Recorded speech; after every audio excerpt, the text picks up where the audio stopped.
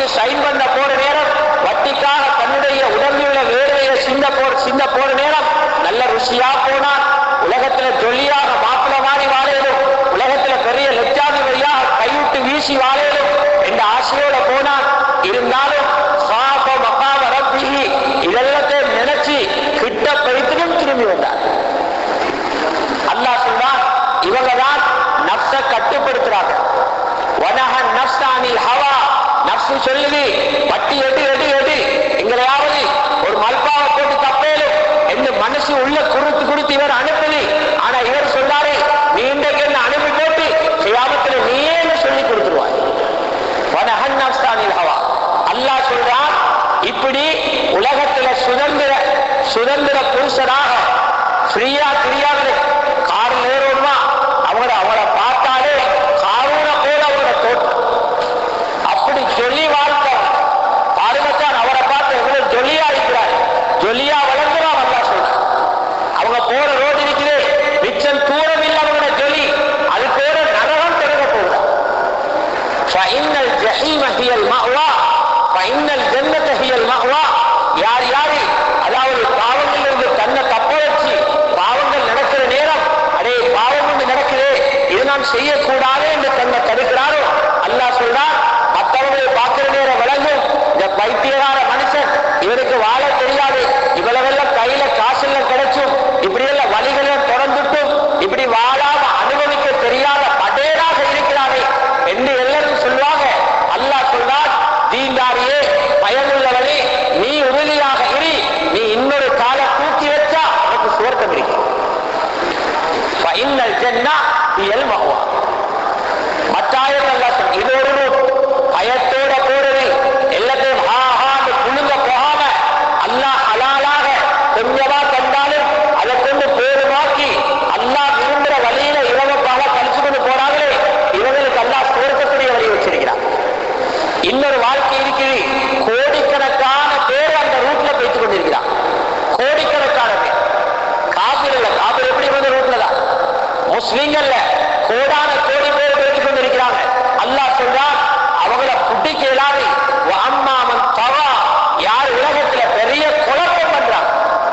குழப்பம் என்றா என்ன? ஆயுதங்களை எடுத்து சுடுறது, விமானங்களை கொண்டு வந்து குண்டு போடுறது இல்ல குழப்பம்.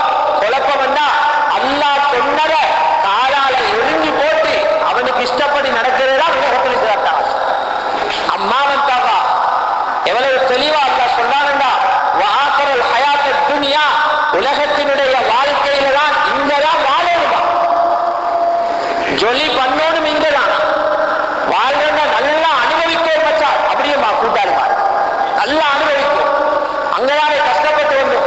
இப்ப உம்மா இல்ல பாக்குறதுக்கு, வாப்பா இல்ல பாக்குறதுக்கு, ஊர் மக்களும் இல்ல, நாட்டில எல்லாம் கொஞ்சம் அப்படி இப்படின்னு சொல்லல, ஊரெல்லாம் பேசும்.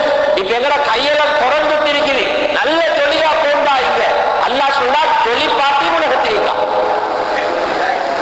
அங்க பெண்கள் அவங்களுடைய ஹாலாத்தை பார்த்தா, இலங்கையில நல்ல பக்குவமாக பேணுதலாக இருந்த குடும்பங்கள் வந்து மண்ணா போறான். எத்தனை இடத்துல கண்ணால பார்த்துட்டு சொல்றா, பல இடங்களுக்கு போனதுனால காட்சிகளை பார்த்துட்டு சொல்றோம். அல்லாஹ் சொல்றான், நீங்க போக வெளியா போக கொஞ்ச நாளைக்கு, இன்னொரு காலத்துக்கு வச்சா நரகத்திலே உள்ளது. ஃபஇன்னல் ஜஹீம ஹியல் மஅவா, நிச்சயமாக நரகம் இருக்கிறது, அதுதான் உங்களுக்குள்ள சீட் ஒதுக்கி வச்சிருக்கிறோம். நரகத்தை தான் உங்களுக்கு தயாரித்து வச்சிருக்கிறோம். ஆக மேலான பெரியார்களே, சகோதரர்களே, தாய்மார்களே, சகோதரர்களே, உலகத்தில இந்த ரெண்டு வகையான வழிக்கு மத்தியில அல்லாஹ் சுப்ஹானஹு வ தஆலா எங்ககிட்ட கேட்கிறான், நீங்க இந்த வழிகள்ல எந்த வழியில போறதுக்கு தயார்? நீங்க எந்த வழியிலே போறீங்க? உங்களோட இரவுகள் பகல்கள், உங்களோட குடும்ப வாழ்க்கை, உங்களோட தொழில், உங்களோட வீடு, உங்களோட சாப்பாடு, உங்களோட உடுப்பு, உங்களோட வாகனம், இவைகள் அனைத்தும் இந்த ரெண்டு வழிகள்ல எந்த வழிகளை வச்சு நீங்க அமைக்க போறீங்க என்று அல்லாஹ் சுப்ஹானஹு வ தஆலா கேட்கிறான். கண்ணியமான மேலான பெரியார்களே, சகோதரர்களே, உலகத்தில ஒரு மனிதனுடைய வாழ்க்கையை சந்தோஷப்படுத்துறது மூணு விஷயங்கள்.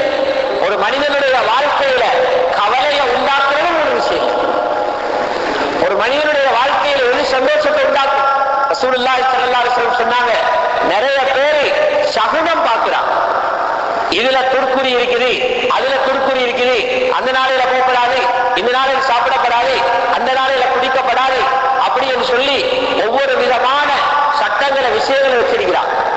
ஊர்களை நாங்க பார்க்கிறோம். ரசூலுல்லாஹ் சொன்னாங்க, துர்க்குறி என்ற பேச்சு கிடமில்லை. முஸ்லிம் அஹ்மதுல வருகிறது, துர்க்குறி அந்த நாள் இந்த நாள் என்ற பேச்சில் விடமில்லை. அப்படி ஒரு நல்ல நாள் கெட்ட நாள் என்று இருக்குமெண்டா 3 விஷயங்கள்ல தான் நலவு கருதி இருக்கு. முதலாவது என்ன தெரியுமா?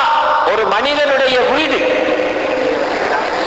நல்லதாக அமைஞ்சா சந்தோஷமாக இருக்கும், வீடு கெட்டதாக அமைஞ்சா மனிதன வாழ்க்கையே கெட்டு.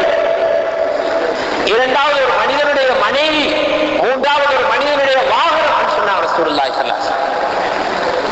எப்ப இது நல்லா வருதோ மனிதனுடைய வாழ்க்கை நல்லதாக அமையும். இவைகள் எப்பொழுது கெட்டு போவதோ, அல்லாஹ்வுக்கு விருப்பம் இல்லாத முறையில் அமைதோ மனிதனுடைய வாழ்க்கையே கெட்டு போகும்.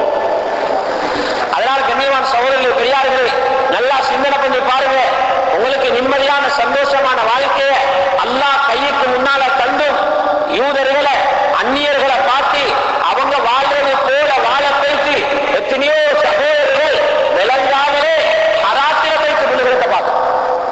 அல்லாஹ் சுப்ஹானஹு வ தஆலா இங்க வாழ்றவனையோ அல்லது பக்கத்து நாட்டில் வாழ்றவனையோ அல்லது எங்கட நாட்டில் வாழ்றவனையோ இவனை போல ஊடு கட்டி, இவனை போல கார் வாங்கி, இவனை போல மனைவி அமை என்று குர்ஆனிலே ஹதீஸிலே சொல்லல.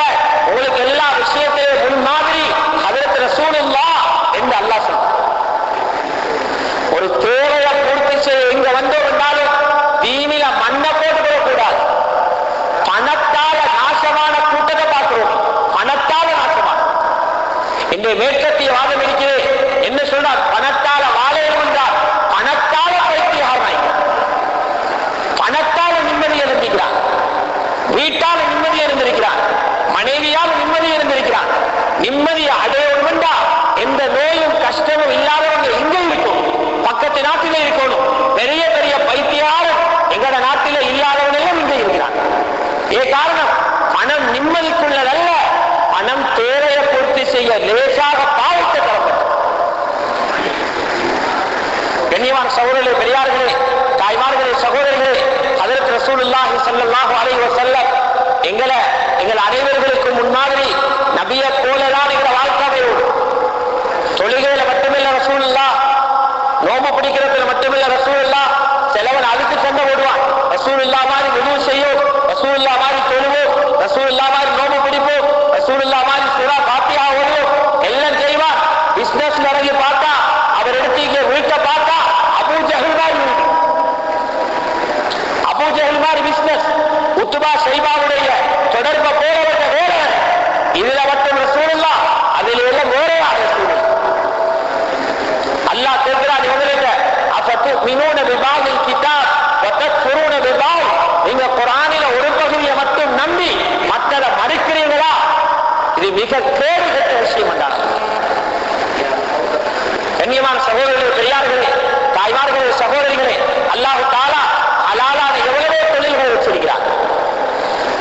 அடுத்தடுத்த நாடுகளோடு ஒப்பிட்டு பார்க்கிற நேரம் இந்த நாட்டில தெளிவாக சுத்தமான ஹலாலான தொழில்கள் அல்லாஹ் வச்சிருக்கிறார். இந்த தொழில்களை வச்சு எங்களது நாட்டோட கூடுதலான வருவாய்களை அல்லாஹ் தந்தும் ஹராத்தில போயிட்டு ஹராம் என்ற மலத்தை தீய தூக்கி பூசிக்கொள்வோமே மேல இவங்களை போல கேடு கட்டவங்க யாரு இருக்க முடியும்? எவ்வளவு கெட்டவே இல்லை. ஏன் ஹராத்தில போயிட்டு விளையாடும்? ஒரு மனிதன் எப்பதையுமா வட்டியை வாங்குவான், எப்பதையுமா வட்டியை வைத்து கொள்வான்? நப்சி கூடுறனே, ஒன்று அவனுக்கு நப்சி இருக்கும் அல்லது அவனுடைய மனைவிக்கு நப்சி இருக்கும். இந்த நப்சுடைய நிலைப்பாடுதான் அல்லாஹ் கொடுக்கிறது போராடி மேல பறக்க பேசி தீய பூசிக்கொண்டார். வேற எப்படி சொல்ல? அல்லாஹ் ஒருத்தருக்கு வெளியே வச்சிருக்கிறான் ஒரு கணக்கு. இந்த கணக்கை விட நீ எவ்வளவு பறந்தாலும் உனக்கு அடைய முடியாது. உன் அவசரத்தால ஹராத்தால பூர்த்தி செய்ய நீ கொஞ்சம் பொறுத்திருந்தா, கொஞ்சம் சபர் செஞ்சிருந்தா ஹலாலான வழியில இதெல்லாம் அல்லாஹ் தந்திருப்பான். உன் அவசரம், உன்னுடைய தந்திரங்கள், இந்த தந்திரத்தினால